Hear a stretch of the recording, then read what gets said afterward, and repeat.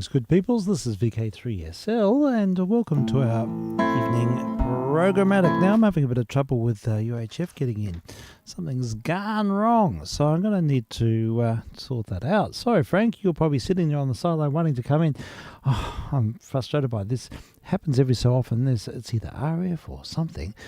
So it's preventing your signal getting through. So I will just keep investigating this for a little bit longer. So while I'm doing that, I'll put on a record, and I have with me a recording here of Henry J. Wood and the new Queen's Hall Orchestra from the mid-1930s. So I'm hoping this will work. Bear with me.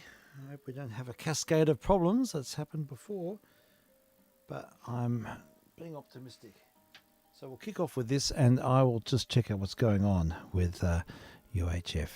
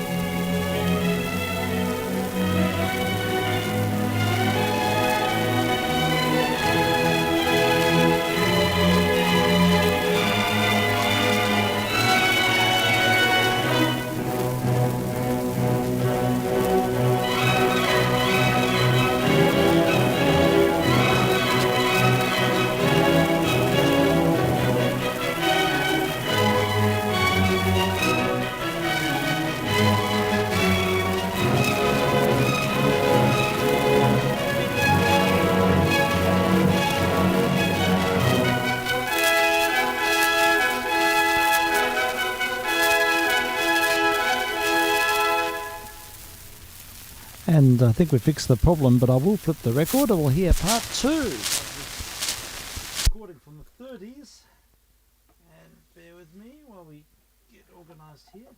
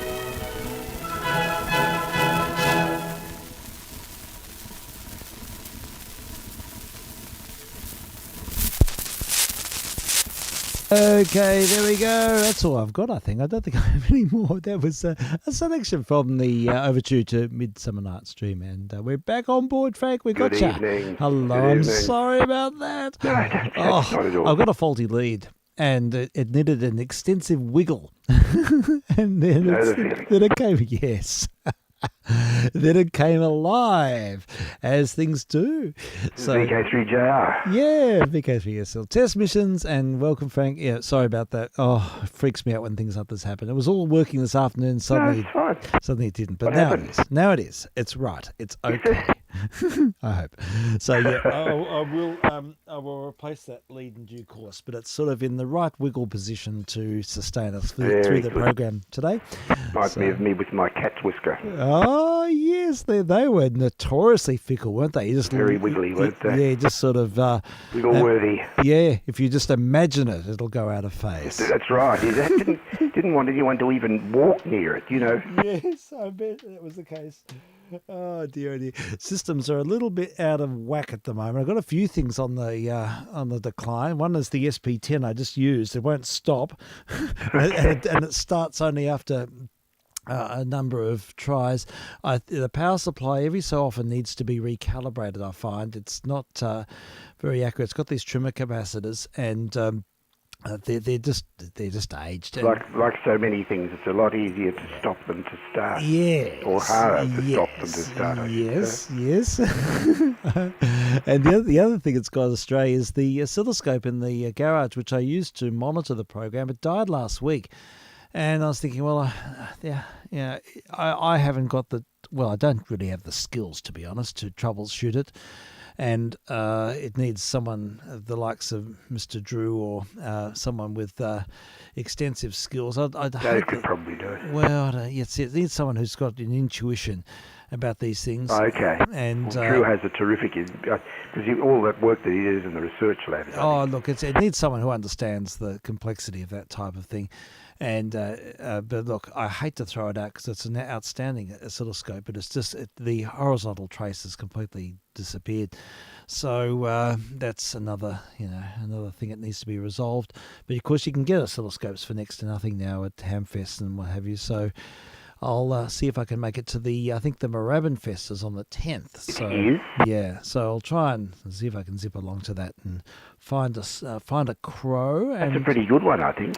Yeah, usually it is. So I'll see what's there. And I also did a good signal. I mean, look, the main signal generator I use for these missions is also playing up a bit. I've noticed that it's putting out a rather, it's got a bit of noise on the signal. And so it's not, it probably needs to be fixed. And I also have another one which I was hoping to use for 40 meters in the second system that I'm slowly evolving with, and I've done exhaustive tests, and I've realised that it's the exciter that's the oscilloscope. The signal generator is just drops out completely and just goes rogue after about 15 minutes. So again, that needs to be dealt with. So a number of things on the cards, but we'll work through them bit by bit. Yeah, but anyhow, it's all working at the moment, touch wood. So yeah, hopefully we'll have a workable situation this weekend. Very good. Yeah, anyhow, so just sifting through records. The family are all inside watching a Charles Dickens thing at the moment. They're watching Little Dorrit. And, I've never read Little Dorrit.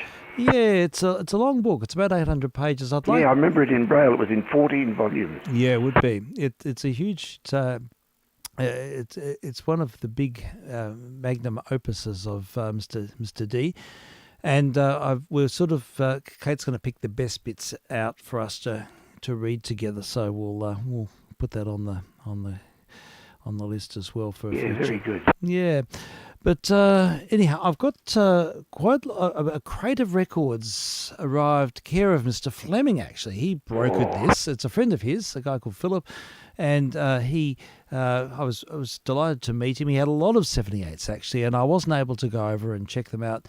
It was a really busy time, and most of them, unfortunately, had to be disposed of because they were just taking up space. But there was one crate left, and I was able to pick that one up. And there's a few good records in there. And amongst them all is a recording, well, the one we just heard. We just heard Midsummer Night's Dream, or part of, with Henry J. Wood and the new Queen's Hall Orchestra, new Queen's Hall, new back in 1930. Yes. Of course, the Queen's Hall was bombed out of existence during the Second World War, and it was the original venue for the proms, and Henry J. Wood, his name is still very much associated with he started the proms. He did, yeah. He's sort of like yes, he's a brokered legend. the whole thing. Yeah, so so it's significant from that point of view. He was sort of a really huge figure in English music, and he was offered all sorts of posts overseas, but he stayed in England and really did a lot to champion English music. And for that, particularly for the proms, that institution. But another record in that same batch is a recording of the. This is interesting. It's the San Francisco Symphony Orchestra, and a recording made in the 20s, and it features a conductor called Alfred Hertz. Probably a good name for what we do. Megahertz. Yes, that's right, Mr. Megahertz. Or Hertz Car Rentals. Yes, and Alfred Hertz was I think he was originally a German or Prussian conductor, and he was born in the 1870s, died in the early 40s. So he's a product of an earlier time. But he did lots of, interestingly, he did lots to champion the music of Delius in the USA in the 20s. I think the Capella Ballet is by Delius, I think. Is it? Well, there's another famous Capella, of course. Oh, yeah, no, wait a minute. It's Capella by Delibes, isn't it? Oh, it's Delibes, sorry. It's Delibes, yes. But he did lots to promote Delibes, but this is Delibes, of course. And so I thought I'd play the Capella Overture, or the Dance of the Autumn something or other waltz. I can't read the label. It's very, very faded. But yes, with Mr. Hertz and the San Francisco Symphony Orchestra. So we've heard a recording from Britain, but now let's head over to the US and hear this. And it's significant because any orchestral recordings made in that decade, feature musicians who were up and running well in the night. Most of them were playing in the 19th century, so they're sort of a product of an earlier time. So anyhow, the turntable's now working. So all we have to do is queue up, and I think we should have a result.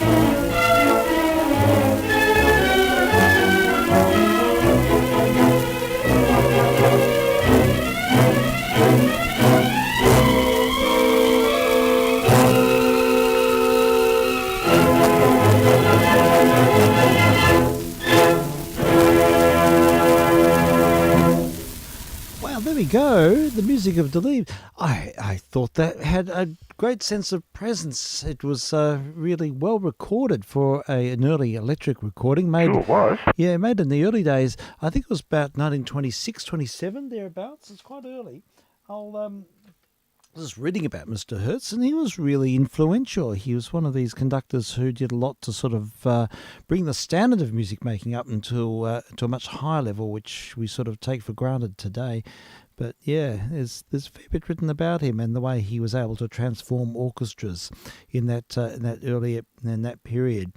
In the early days of the century, mainly working in the USA, and as I mentioned before, he did champion the music of Delius, although that was Deleve we heard then. It was Delius whose music he initially embraced, and he actually gave the first concert of Delius's music in London. I didn't realise that. Now, that's well before Beecham was doing. Beecham, of course, he was his big champion, wasn't he? Yeah, exactly. Beecham and Delius are sort of almost synonymous, but that was a little later.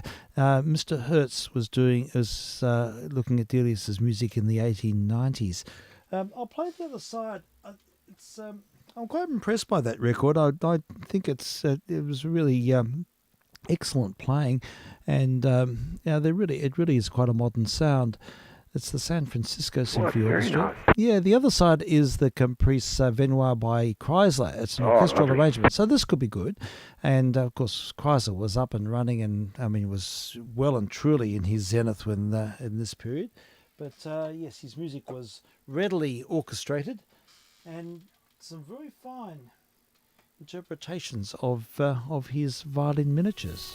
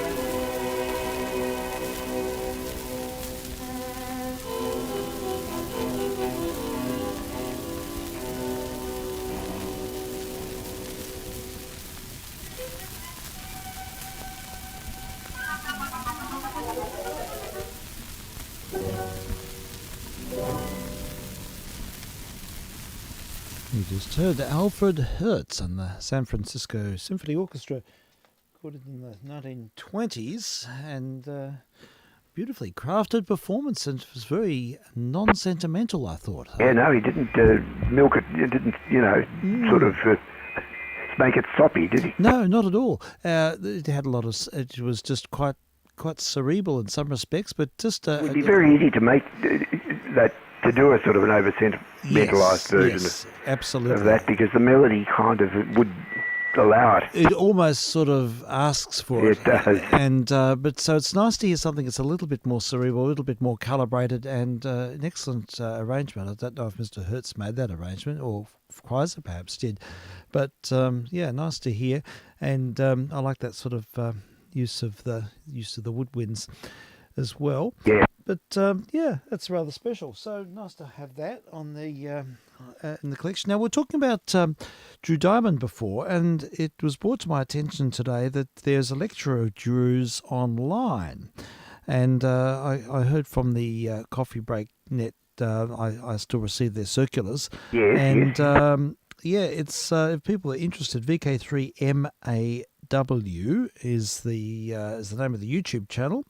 I don't know the gentleman concerned, but there is a lecture of Drew's, I don't know when, but probably quite recently, Drew Diamond at GRES. It's a Geelong radio club. So, it's up online. It's an hour-long lecture. So what's it on? I'm not sure. It's on all manner of things, it looks like. I'm just sort of skimming through the I haven't listened to it, but it's very much worth hearing. I think. I think so. I'll send you a link, Frank. Please, and I'd appreciate it. And if people are interested, just look up VK3MAW, and there will be it'll be there. That's good to know about. So I'll listen to that one of my morning walks, for sure. An hour-long lecture from Mr. Drew. Okay, we're sort of just, for the time being, just looking through some of these recent finds. And there's another record here of particular interest, and it's a recording of Leopold Stokowski and the Philadelphia Orchestra, and a couple of his Bach transcriptions, which I was unaware of. Recordings probably from the early 1930s, late 20s, early 30s, two of them. One is the Saraband from the Third English Suite for piano. Oh, yeah. Yeah, so Stokowski's own arrangement, and I should play both sides because they'll both be good. And the other one is a Siciliano from the C minor sonata for violin and cembalo, and his arrangement of that for orchestra. So I think the melodies will probably be known to audience, but I'll be fascinated to hear what Mr. Stokowski does with the music of Bach. I think he has a particular feeling for creating a grand picture. He has that the organist's mindset, perhaps. It does. I think that's where it comes from. Yeah, very much so. So I think big sound. Yeah, very much. So let's have a listen. We'll start with the Saraband, and I'll be most interested to hear what this sounds like.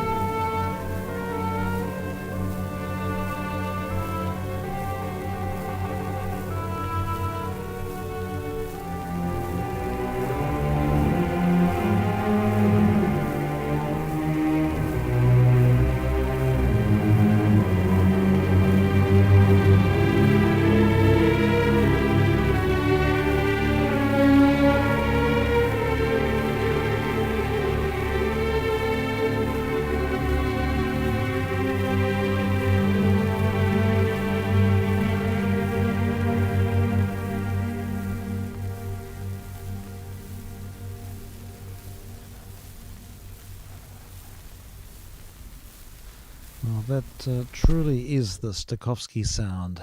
Beautiful sense of line, wonderful linear phrasing, and gorgeous orchestration. Just beautifully acknowledging the magnitude of the theme, the expansive melody. Beautifully presented. That's a gem. I never heard that arrangement ever. So rather special, and it's Stokowski with the Philadelphia Orchestra back in the 30s. Well, it could even be from the 20s. It's quite early. It's one of the earlier HMV labels, so it could go way back. I should play the other side while I've got the record here. Yeah, do.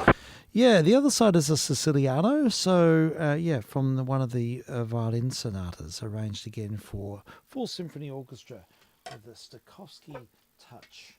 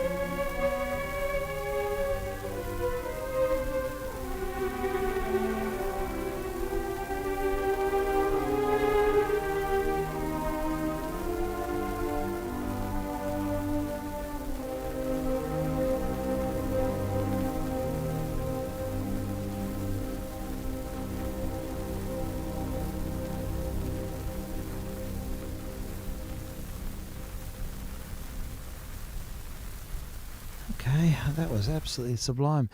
I thought it was going to launch into Obama Dick from Sir Matthew Passion.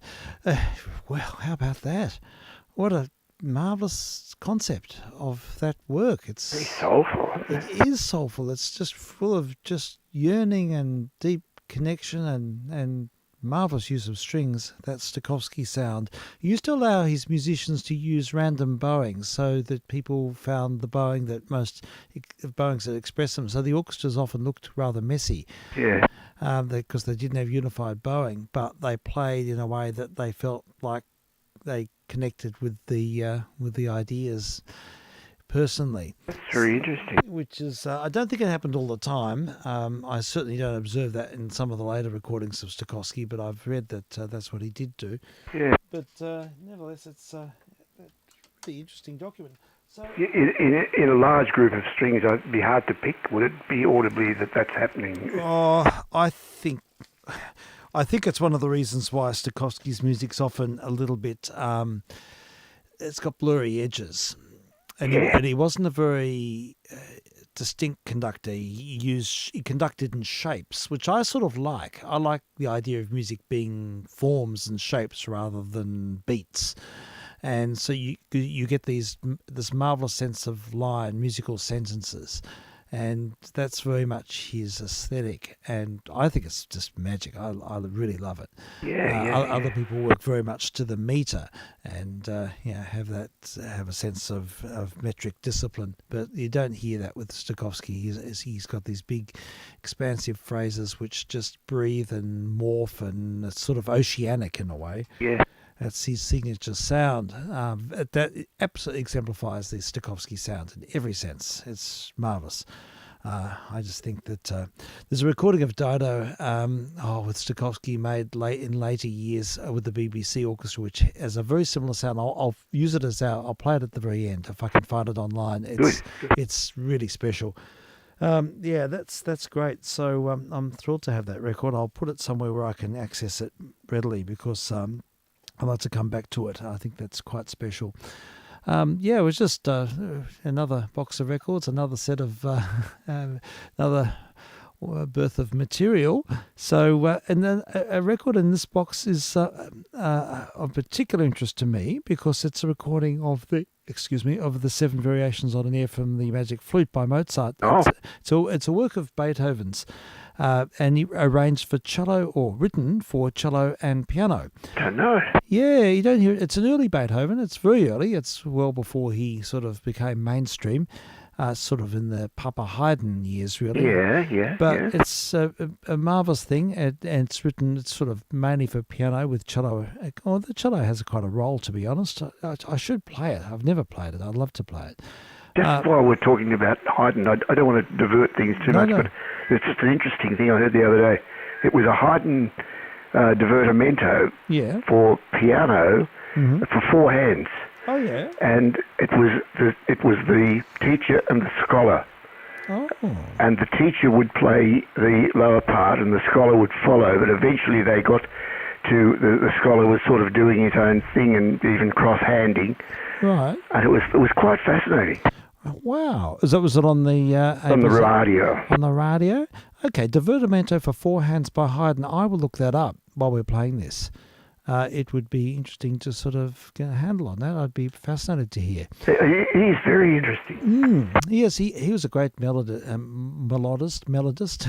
He was. Yeah, I always like Haydn's melodies, tunes. So look, let's have a listen to the 7 Variations, 2 sides of a 10-inch record. So I'll have to flip the disc in the middle. I'm going to use the upper turntable because the SP10's playing up, but it should be fine. And so bear with me for a moment of dead air while I flip the record. But yeah, it's a recording I've known for a very long time. I've always had it on my playlist. I think it's marvelous. Corto and Casals were just absolutely the pinnacle musicians in their respective fields, and the chamber music with Corto, Thibaut, and Casals is second to none, really. And the fact that they had this long collaboration for about 30 years, memorized everything, and it's one of the great, marvelous episodes of music. So this record exemplifies that, and it's certainly rather special to have an original on this. So, yeah, let's have a listen. Back to 1927.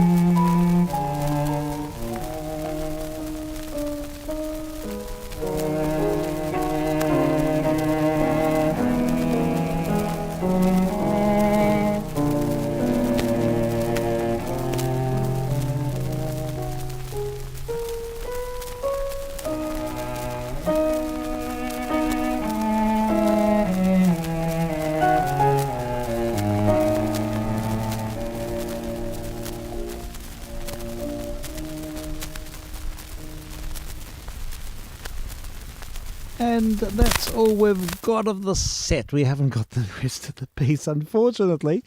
The rest of the piece, of course, is certainly in the public domain, but you just heard the first few variations.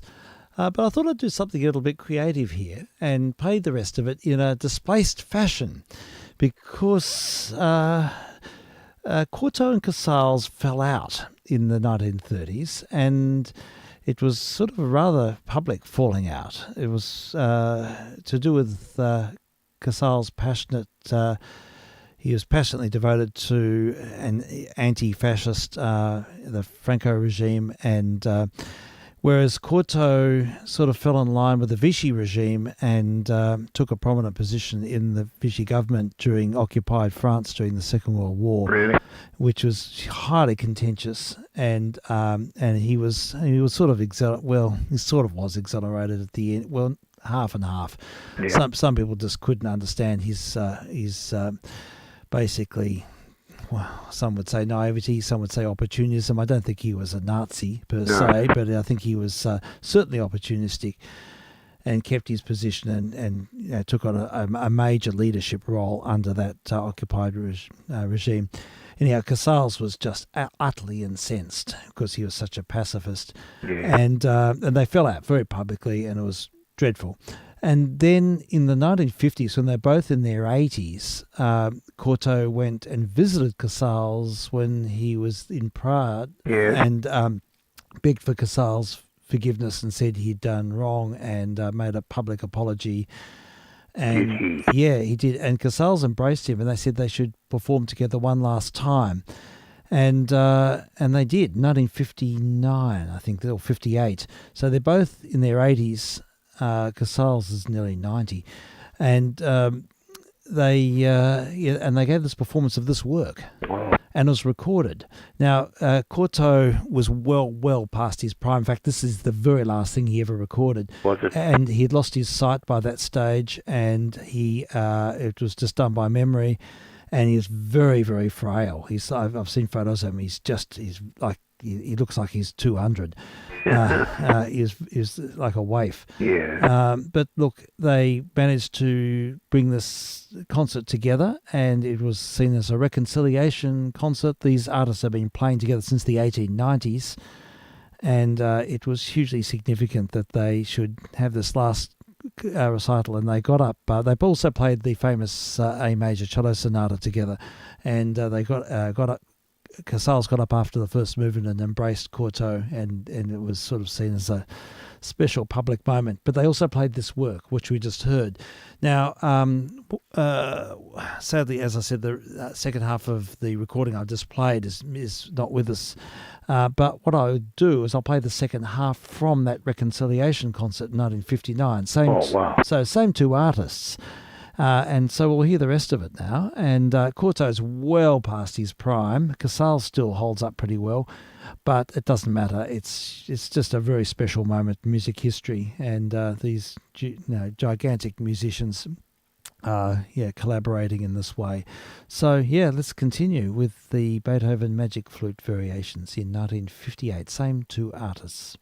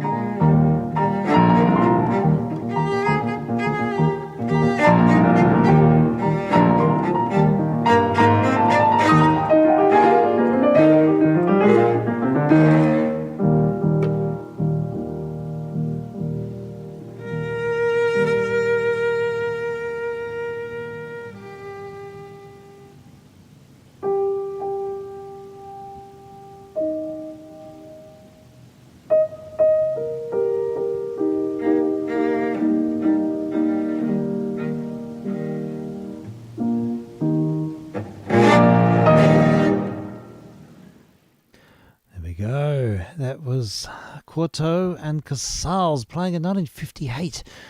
When you think that Casals was born in the 1870s and that was almost recorded in the 1960s, it's rather remarkable. I think Courtauld was born in 1880 or thereabouts. So, it's a significant historical recording, that one. And they did play very beautifully. There's a lot of poise and there's a lot of deep connection, I felt. Yeah. In that. It was really nice. Yeah, really special. My music appreciation teacher in primary school absolutely loved Courtauld. Yeah. He said he makes mistakes, and it's important to play accurately, but it's more important to play musically. Yeah. And that's what he did better than, in his view, just about anyone else. I'd agree with that. Some people see Courtauld as being one of the greatest musical minds of his generation. He had such vision and beautiful sense of concept of the piece, of the musical architecture, and sensitivity. He had the most amazing touch. He could play the softest pianos, and he could just bring out lines and interweave, and it's I love his playing. Everything I've heard of Courtauld is just even the recordings late in life, I think are just really special. So that was no exception. I thought that was great.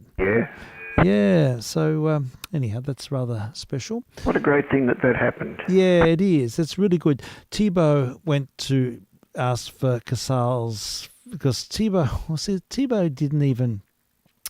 He lost a son in the war, and he had more loss than anyone, and but Casals was sort of he was very judgmental, and he took on this sort of role of he was a rather stubborn individual, and Thibaut was a great practical joker and also a rather complex personality. I think he drove Casals nuts. And they fell out as well after a long association. Casals used to call Thibaut a star from heaven. He used to love his violin playing. Yeah. And all around that time, around the wartime, I think Casals felt that Thibaut could have done more politically. I think he felt he should have been more politically motivated, but he certainly had no collaboration. But the last time they met, Casals just ordered him out of the room. And then shortly afterwards, he died in a plane crash. God! So it's all a bit sad that aspect of the story. So it wasn't all sort of brotherly love right through. It was a very, very difficult time. Yes, definitely, and lots of assumptions and I mean the relationship between Casals and Gaspar Casado, another great cellist, was so complex, and a lot of assumptions made and similar sort of problem. Casals was very unforgiving, and I think he at the end, but he took on this sort of rather almost a messianic sort of position, and it wasn't entirely a healthy situation.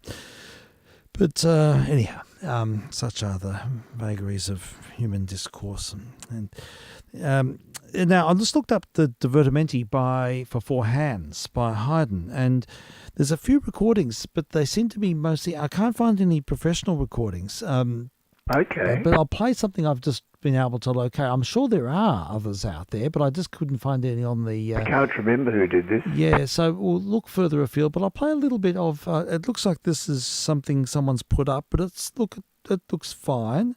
It says here, was written at a time when works of a piano four hands was still the exception, and instead of primo and secondo, the oldest copies use the term la parte di maestro and dello scolaro. Haydn's wit keeps surfacing, for instance, in the idea that the teacher plays first, then the pupil, and then the last bars of the variation movement, the hands of the players cross over. That's exactly that's the one. That's what you've said. So that's the notes that accompany this performance. Look, it may be professional. I just had a quick listen. I thought the recording quality wasn't great, but it could well be quite okay. So we'll give it a run. I just like the concept of it. Yes, I do too. I think it's really special. I think it's very egalitarian. It's great. That's right. Yeah. All right. We'll have a listen to this music. One of the Divertimenti for four hands, piano four hands by Joseph Haydn.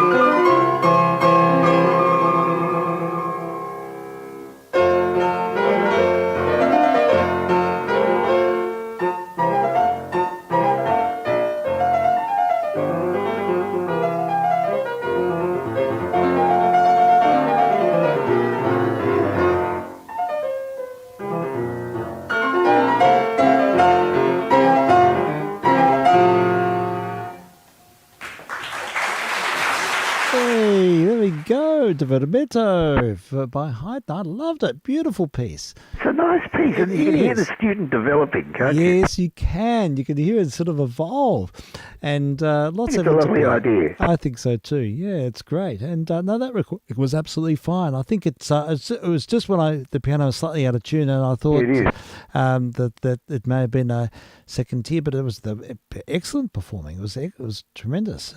Both artists were top rank. Yeah. Yeah, so there we go. That was rather special. Nice live performance of Divertimento for four hands. Thanks for that, Frank. You liked it? Oh, yeah, I did. It appealed to me when I heard it. Yeah, it's tremendous. So thank you for that.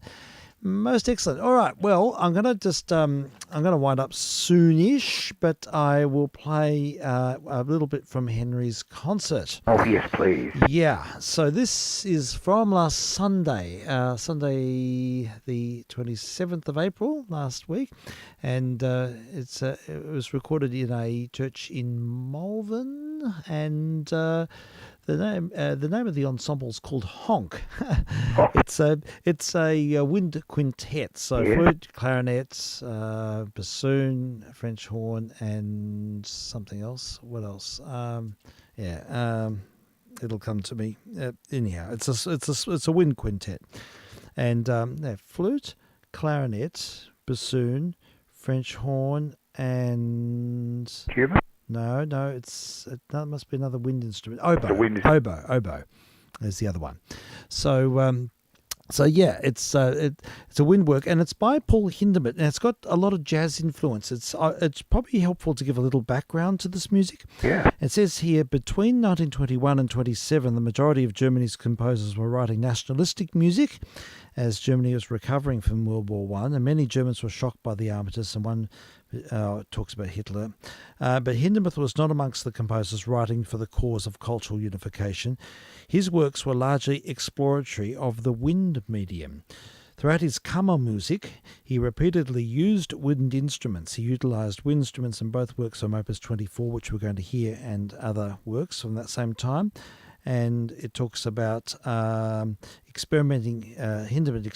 experimenting with jazz and looking towards his colleagues, and particularly Stravinsky, who coincidentally also explored jazz with his 3 pieces for solo clarinet 1918. So, there's some interesting shimmy and ragtime influences. The work was written in 1922, so it's sort of early jazz influence, and it's fairly hidden. It's not overtly such, but it's there. It's got 5 short movements. The first is called Moderately Fast, Merry Moderately Fast. Second one is a waltz, consistently very soft. I'm not going to read the German, I'm just reading the translation. Third movement's Calm and Simple. Fourth is Fast Quarter Notes, it's called. And 5 is Very Lively. So it was written in 1922, and it's a part of a series of Kammermusik works written for wind ensembles. I think there's 7 all told, and not all of them are winds, but quite a few of them are. So there's actually a cello concerto and viola concerto amongst them as well, some of the other Kammermusiks, but they're sort of short, concentrated works by Hindemith. So yeah, we'll hear this. It goes for about just over 10 minutes, and I've got the file straight off my recorder here, so we'll go with that. Very good. And I'll look forward to reliving the concert. And I think you'll agree that the standard's pretty high, and the musicians, Henry's colleagues, they're mostly graduates from the Con and from ANAM. So they've all got a fair bit of collective experience behind them, as you'll hear.